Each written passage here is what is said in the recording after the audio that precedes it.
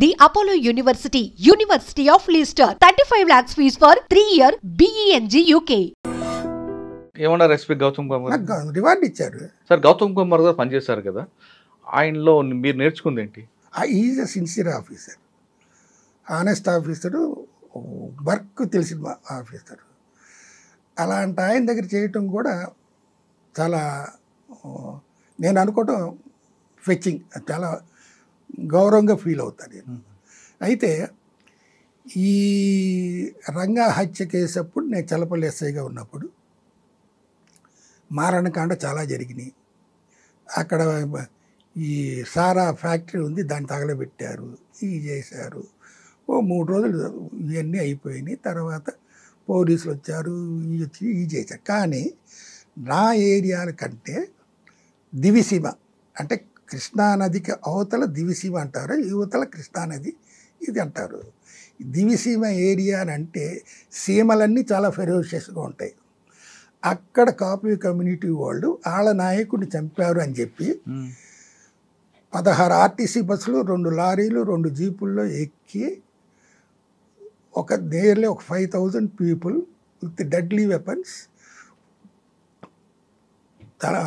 Avanigadda RTC bus depot capture చేసి diesel కొట్టుకొని ఆ వెహికల్స్లో బయలుదేరి వస్తున్నారు అనేది నాకు ఎస్పీ గారు లైట్నింగ్ కాల్స్, అప్పుడు ఈ కాల్స్ ఫోన్ లేవు కదా, చేసి చెప్పి మదన్ మోహన్ నువ్వేం చేస్తావు నాకు తెలీదు, నువ్వు వెళ్ళి నీ ఏరియాకి రానియకుండా చూడు. అక్కడ పోలీసు ఉన్నారు, అక్కడ ఇన్స్పెక్టర్లు ఉన్నారు, వాళ్ళు చేయలేని పని నేను చేస్తాననే నమ్మకం మీద నాతో చెప్పారు. కానీ చేసినప్పుడు నేనేం చేయాలి? నా దగ్గర ఉన్న ఫోర్స్ తోటి నేను గబగబా తీసుకొని నా లిమిట్స్, అప్పుడు ఈ మోపిదేవి గుడి ఉంది చూసారా, సుబ్రహ్మణ్య స్వామి డౌన్ వరకు ఉంది, అక్కడికి వెళ్ళాను. ఇప్పుడు రింగ్ బైపాస్ రోడ్ వేశారు, మోపిదేవి గుంపించి అవనిగడ్డ వెళ్తాం కదా, అవును, ఇట్లా కరువు తిరుగుద్ది కదా, ఆ కరువు డౌన్లో వరకు మా లిమిట్స్. అక్కడికి వెళ్ళి నుంచున్నాను. నేను ఒక ఏఎస్ఐ, 4 కానిస్టేబుల్, వాళ్ళ రైఫిల్, నా రివాల్వరు, నేను ఉన్నాను. నేను వెళ్ళేటప్పుడు ఎంఆర్ఓని కూడా తీసుకొని వెళ్ళా. ఎందుకు? ఏదైనా ఫైర్ ఓపెన్ చేయాల్సి వస్తే వాళ్ళ పర్మిషన్ లేకుండా చేయకూడదు కదా, తీసుకొని వెళ్ళా. నువ్వు వెళ్ళి ఆకు, నేను మీ సిఐని వాళ్ళని పంపిస్తా ఫోర్స్ని అని అన్నారు. వెళ్ళారు, వచ్చారు. నేను వెళ్ళేసి అక్కడ నుంచి ఉండేసరికి రాలే వాళ్ళు. ఇంకా వాళ్ళంతా బస్సులు ఇవన్నీ తీసుకొని పబ్లిక్ని గ్యాదర్ చేసుకురావడానికి ఇదో చేశారు. ఈ లోపల మా సిఐ, ఒక హాఫ్ సెక్షన్ ఏఆర్ వచ్చారు. నుంచున్నాం. ఇక్కడ ఏంట్రా అంటే నాకు ఫిచ్చింగు, అక్కడ దివసంలో ఉన్న వాళ్ళు కాపు, నేను కాపు, నేను చెప్తే వాళ్ళు వింటారు అనేది. దానికంటే ముందు నేను విజయవాడలో వ్యాసగారి మీద హంగర్ స్ట్రైక్ చేసి ఎదిరించి మగోడుగా వచ్చాను అని చెప్పే నేమ్ వాళ్ళ మనసులో ఉంది. కాబట్టి వాళ్ళు వచ్చినప్పుడు వచ్చారు. వాళ్ళు అంత దూరంలో వెహికల్స్ ఆపుకొని, సార్ మీరెందుకు అడ్డం నుంచుంటారు, అవనిగడ్డలో కూడా పోలీసులు వాళ్ళు ఆపలేదు, మీరెందుకు ఆపుతారు అని అన్నారు. సరే అన్నారు కదా, నేను వదిలిపెడతాను. కానీ మీ నాయకుడిని చంపినోడిని చంపుతానంటే వదిలేస్తా, కానీ నాయకుడు చంపినోడిని కాకుండా ఆ కమ్యూనిటీ వాళ్ళని చంపుతానంటే నేను వదలను. నేను ఫైర్ ఓపెన్ చేస్తా, మీరు మమ్మల్ని చంపుతారు, రెడీ, దేనికైనా సిద్ధమే, అది ఇది అని చెప్పి మాట్లాడి యూజ్ చేసేసరికి వాళ్ళ వల్ల కాక చల్లపల్లి ఎంపీపీ రత్తయ్యను, అతన్ని కూడా చంపేశారు సార్, మాకు లైట్నింగ్ కాల్ వచ్చింది అని వాళ్ళు ఎట్లయినా సరే వెళ్ళాలని ట్రై చేశారు. సరే అన్నారు కదా, మా పోలీస్ ఫోర్స్ ఉంది కదా, నేను ఇక్కడ గీతకి ఇస్తా, ఆ గీత దాటి మీరు ఇటు రావద్దు, మా వాళ్ళు ఇక్కడే ఉంటారు, మీరు ఉండండి, మీరు ఎవరు వస్తారో నాతో రండి, జీప్లో తీసుకొని వెళ్ళి రత్తయ్య బతుకుంటే ఇక్కడ తీసుకొస్తా, లేకపోతే వదిలేస్తా మిమ్మల్ని అని అన్నా.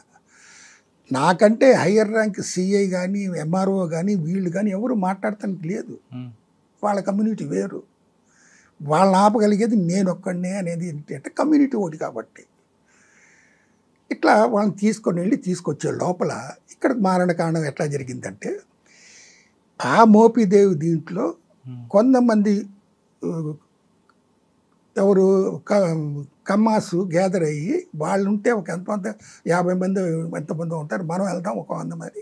వీళ్ళు వితౌట్ యాంటిసిపేటింగ్ ఎనీ అంటే వాళ్ళు బాగా ఆపే వాళ్ళ ఇది ఎంతవరకు వచ్చారని తెలియకుండా వీళ్ళు గ్యాదర్ అయ్యి వాళ్ళని అటాక్ చేయడానికి వెళ్ళారు. చల్లపల్లిలో చలపల్లి కాదు, మోపిదేవి. మోపిదేవి నేను ఎక్కడ మోపిదేవి గుడి అవతల నేను ఆపిన జనాన్ని, మా సిఐ గారిని, ఏఆర్ ఫోర్స్ని అందరినీ అక్కడ పెట్టి ఎంఆర్ఓని నేను రత్తని తీసుకొచ్చేసరికి ఆ జనమంతా మోపిదేవి గుడి ముందు అక్కడ ఈ చల్లా చెదురుగా వాళ్ళు అంత ఆక్యుపై చేసి ఉండేసరికి నాకు ఆశ్చర్యం వేసింది.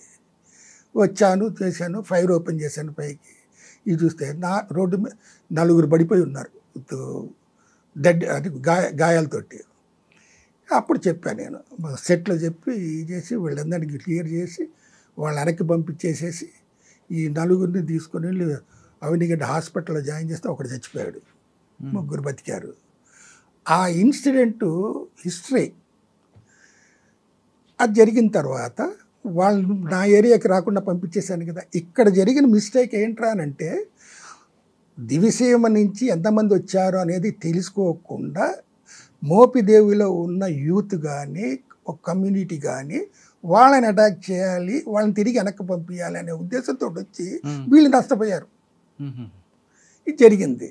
అయిపోయిన తర్వాత ఎస్పీ గారు అన్నారు, మదన్ మోహన్ నేను చెప్పేంత వరకు నువ్వు మోపిదేవి వదిలిపెట్టి రాబాక, అక్కడే ఉండు అని అన్నారు. ఇది వెళ్ళిపోయింది. ఈ ఇన్సిడెంట్ జరిగిన తర్వాత మంగళాపురం అని చల్లపల్లి పక్కన అక్కడ ఒక వెటనరీ డాక్టర్ ఉన్నారు, వెంకటేశ్వరరావు గారని. ఆ వెటనరీ డాక్టరు ఈ కోళ్ల ఫారాల మీద అందరికీ చేస్తుంటారు. ఆయన బై కాపు కమ్యూనిటీ. ఇప్పుడు ఇక్కడ నష్టం జరిగింది కమ్మోళ్ళకి కదా, ఆయనకి నష్టం చేయాలని అక్కడ యూత్ ఏం చేసేది, ఆయన ఇంటి మీదకి వెళ్ళి చేశారు. అక్కడ ఆయన లేడు, డాక్టర్ లేడు, వాళ్ళ ఫ్యామిలీ మెంబర్స్ ఉంటే వాళ్ళు జోలికి వెళ్ళకుండా ఇంటి వరకు డ్యామేజ్ చేసేసరికి ఈ సంగతి మళ్ళీ తెలిసింది వాళ్ళకి. ఇది జరిగింది ఒకరోజు. ఈ జరిగిన తర్వాత ఆ డాక్టర్ని ఇంటి మీదకి వెళ్ళటం మరుసటి రోజు, ఆ మరుసటి రోజు మళ్ళీ బయలుదేరి వచ్చారు. మళ్ళీ మోపుదేవికి ఆ 16 ఆర్టీసీ బస్సులు, 2 జీపులు, 2 లారీలు వేసుకుని మళ్ళీ అదే పబ్లిక్ విత్ డెడ్లీ వెపన్స్ మేము వెళ్ళాలి. మా డాక్టర్ని ఇది చేస్తారా, దానికి వస్తాం, మేము ఇది చేస్తాం. సరే మీరు నరుకు ఇది చేసుకుంటారంటే మేము చేతకాని వాళ్ళమా ఉన్నాం కదా అని చెప్పి ఇది చేస్తే మళ్ళీ యథాప్రకారంగా మళ్ళీ పోలీసు, అప్పుడు మహారాష్ట్ర పోలీసు కూడా వచ్చింది. ఇవన్నీ వచ్చారు. నాకంటే 3 సిఐలు ఉన్నారు, నా పై అధికారులు. వాళ్ళు ఏం మాట్లాడుకో ఊరికిన కూర్చున్నారు, ఇది చేశారు. నేను అప్పుడు అన్నా, మీరు చేసిన దానికి నా మాటిని మీరు ఆగారు, వాళ్ళు వచ్చారు, మీకు జరిగింది, తప్పు మీదే కదా. మళ్ళీ మీరు చేసిన తప్పుకు మీ డాక్టర్ సఫర్ అయ్యాడు కదా, మీ డాక్టర్ దగ్గరికి వెళ్ళాలి అనేది యాటిట్యూడ్ మానుకోండి. ఇది ఇట్లా పెరుగుతూ పోతే సమాజంలో ఎవరు ఇది కాదు, మేము చూస్తా ఊరుకోము, ఫైర్ ఓపెన్ చేస్తాం, చస్తాం, మీరు చస్తాం, మేము చస్తాం, అది కావాలా, ఇది కావాలంటే సార్ మీరు చెప్పారని నేను ఆగాం కదా, ఆగితే వాళ్ళే కదా వచ్చి మమ్మల్ని ప్రేరేపించి ఇది చేసింది.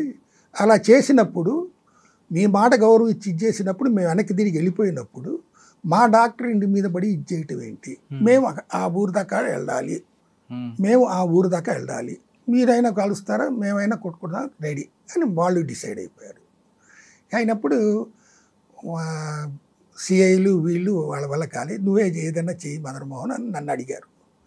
నాకంటే పై ఆఫీసర్ ఉన్నప్పుడు నేను ఎట్లా మాట్లాడతా అని అనుకున్నప్పుడు చేసాను. సార్ మంచి జరిగితే మీ పేరు చెప్పుకోండి, చెడు జరిగితే నా పేరు చెప్పుకోండి, వాళ్ళ సైకాలజీ ఏంటి, వాళ్ళు ఏం అడుగుతారో నేను డెసిషన్ తీసుకుంటా అని అప్పుడు తీసుకుంటున్నప్పుడు అడిగా, మీకేం కావాలి అంటే మంగళాపురం దాకా వెళ్ళాలి సార్, తీసుకెళ్తా, కానీ నేను చెప్పిన మాట మీరు వినాలి, మీరు చెప్పిన మాట నేను రిస్క్ తీసుకొని తీసుకెళ్తున్నా, మీకు మాకు తగాదాలు లేకుండా, కొట్టుకోకుండా, కాల్చుకోకుండా ఇది చేసుకోవటానికని నేను చెప్తున్నా అని అన్నప్పుడు ఆలోచించి మహారాష్ట్ర పోలీసు వీళ్ళంతా వచ్చారు కదా, మా సిఐలు ఉన్నారు కదా, వెహికల్స్ ఉన్నాయి కదా, వాళ్ళ వెహికల్స్ మధ్యన 4 వెహికల్స్ మధ్యన మా వెహికల్స్ పెట్టి ప్రతి లారీకి బస్సులకి ఒక 2 కానిస్టేబుల్ డోర్ దగ్గర నుంచోబెట్టి దిగనీయకుండా వాళ్ళని అరేంజ్ చేసి నేను పైలట్గా ఉండి వాళ్ళని ఒక ఊరేగింపుగా తీసుకుని వెళ్ళి తిప్పి మళ్ళీ వెనక్కి పంపించేసా. ఏమీ జరగలే. అంటే ఎంత ప్రజెన్స్ ఆఫ్ మైండ్ యూజ్ చేసి పెద్ద నష్టాన్ని జరిగిన దానికి వీళ్ళు ఇట్లా వస్తున్నారు అని తెలిసి కమ్మోళ్ళు అయితే ఇళ్లలో నుంచి పారిపోయి బంగారం డబ్బులు తీసుకొని వెళ్ళి చంపేస్తారేమోనని చెప్పి పారిపోయి చేసి వచ్చిన తర్వాత వీళ్ళు ఇట్లా చేసి తిప్పి పంపించేసిన తర్వాత వాళ్ళు నాకేమంట కట్టారో తెలుసా, వీడు కుల పిచ్చ చూపించుకున్నాడు, పార్టీ పిచ్చ చూపించుకున్నాడు. నేనేదో కాంగ్రెస్ పార్టీ అన్నట్టు, వాళ్ళు ఏదో టీడీపీ పార్టీ అనుకున్నట్టు. కుల పిచ్చ అంటే వాళ్ళు కాపులు, నేను కాపునే. నేను కుల పిచ్చ చూపించుకోకుండా ఉంటే వాళ్ళు బతికేవాళ్ళు కాదుగా. సరే, ఒకసారి వెనక్కి వెళ్తే వ్యాస్ గారి టైంలో అని మీరు పనిచేశారు కదా, రంగా హత్యకు ముందు ఏం జరిగింది? రంగాన్ని ఎందుకని టార్గెట్ చేశారు? రంగాన్ని ఎందుకు టార్గెట్ చేశారు అది ఇది అనేది జగమెరిగిన సత్యమే, కాదని కాదు. ఆయనకి చెప్పిన ఆయన అనుకుండా రోడ్డు మీద కూర్చున్నాడు. పోలీస్ ఫోర్స్ ఉంది, పోలీస్ ఫోర్స్ తీసేశారు, చంపేశారు, అదంతా జరిగింది తెలియదు. కానీ ఆయనకి నాకు ఎటువంటి అరమరికలు కానీ లేకపోతే ఆయనకి నాకు బంధుత్వం కానీ స్నేహం కానీ ఏమీ లేదు. నేను ఆయన మీద ఎస్పీ మీద హంగర్ స్ట్రైక్ చేశాననే ఒక గ్రాటిట్యూడ్ ఉంది. ఆత్మగౌరవం కోసం ఎస్ఐ నిరాహార దీక్ష అని ఆయన ఆంధ్రజ్యోతిలో అప్పుడు ఎడిషన్ హైదరాబాద్ నుంచి వచ్చేది కాబట్టి అక్కడి నుంచి ఇచ్చేశాడు. నేను చేయడానికి కారణం సార్, ఒక ఆఫీసర్ ఎలాంటోడు అనేది సబార్డినేట్స్ తెలుసుకున్నప్పుడు సబార్డినేట్స్ కూడా ఎలాంటోడు అనేది ఆఫీసర్ తెలుసుకోవాలిగా. ఆ ఆఫీసర్ని విజయవాడ అర్బన్ డిస్ట్రిక్ట్ ఫామ్ చేసి వేసిన తర్వాత అక్కడ రంగాన్ని ఎదనీయకుండా చేయాలి అనుకున్నప్పుడు రంగాన్ని ఎంతైతే తొక్కాలనుకున్నారో అంత బాగా పైకి పెరిగాడు రంగా. కరెక్ట్. కాబట్టి ఎమ్మెల్యే వేయగలిగారు. కానీ అట్లాంటి దీనికి కింద ఆఫీసర్లు ఆయన కులం అయినంత మాత్రాన ఆయనకి ఏజెంట్లమా లేకపోతే ఆయన గూఢచారులమా? మేము కాదు కదా, కాదు కదా, డిపార్ట్మెంట్లో ఇది. అట్లా ఇది ఉన్నప్పుడు నేను లా అండ్ ఆర్డర్లో 7 టౌన్లో చేసేటప్పుడు కొన్ని ఇన్సిడెంట్స్, ఇప్పుడు పొలిటికల్ ఇన్సిడెంట్స్ జరుగుతాయి. మహా దర్బార్ అని పెట్టారు, ఆ దర్బార్కి వచ్చి చెప్పుకుంటారు, మేము వెళ్తాం ఎంక్వైరీ చేస్తాం. తప్పు చేసి వచ్చి వీళ్ళ దగ్గర చెప్పి మాకు అన్యాయం జరిగింది అని వ్యాస్ గారి ముందు చెప్తుంటే ఆయన వెళ్ళి విచారించడుగా, మేమే కదా వెళ్ళి విచారించేది, మాకేంటి పార్షియాలిటీ? అట్లా మేము ఇది చేసేటప్పుడు నా వల్ల ఆయనకి తలకాయ నొప్పి వచ్చింది. 7 టౌన్ ఎందుకు వేసాను రా ఇవన్నీ, ఇంటి అక్కడి నుంచి ఎట్లా ట్రాన్స్ఫర్ చేయాలి అని ఆయన మనసులో పడిపోయిందేమో. దీనికంటే ముందు కూడా ఎలక్షన్స్ జరిగినాయి. నాదెళ్ల భాస్కర్ రావు ప్రభుత్వం పడిపోయిన తర్వాత వచ్చింది కదా, ఆ ఎలక్షన్స్లో నా 7 టౌన్ ఏరియాలో ఈ రిగ్గింగ్ జరుగుతుంది. నెహ్రూ తమ్ముళ్ళు ఇద్దరు, బాజీను మురళి బుక్ క్యాప్చర్స్ ఈ చేస్తారు కాబట్టి మేము ఎలక్షన్ బందోబస్తు డ్యూటీలో ఉండి ఈ చెప్పిన తర్వాత బాజీ మీద ఎన్బిడబ్ల్యూ ఉంది. కానీ దాన్ని నేనేమో ఎగ్జిక్యూట్ చేయకుండా రిగ్గింగ్ జరగకుండా చూస్తానికి వస్తే మీరు తీసుకుని వెళ్ళి లోపలేస్తాను, నీ మీద ఎన్బిడబ్ల్యూ కూడా ఉంది అని చెప్పి ఇది చేశాను. నాకు అప్పుడు మురళి కనపడలే, బాజీ ఒకడే కనపడ్డాడు. చెప్పినా ఆకుండా నేను రౌండ్స్ కొట్టి వెళ్ళేటప్పటికల్లా చేసేవాడు. వచ్చినప్పుడు నాకు 2 సార్లు కనపడేసరికి జీప్ ఎక్కించుకొని తీసుకొచ్చేటప్పుడు మురళిని వాళ్ళ తమ్ముని తీసుకెళ్తాడని తెలిసి మోటార్ సైకిల్ మీద నా వెహికల్కి అడ్డం పెట్టి వాడి తమ్ముని తీసుకెళ్ళిపోయాడు. నేను అప్పుడు రివాల్వర్ తీసి 1 నిమిషం టైం ఇస్తాను లేకపోతే నిన్ను కాల్ చేస్తాను అని వార్నింగ్ ఇచ్చేసరికి వెళ్ళిపోయాడు. ఇది నేను ఓపెన్గా బైక్లోనే ఎస్పీ గారికి ఇన్ఫార్మ్ చేస్తాను. Sir, when I'm bringing an NBW person having arrested him in the polling booth, his brother Murali came and obstructed me for my lawful duties.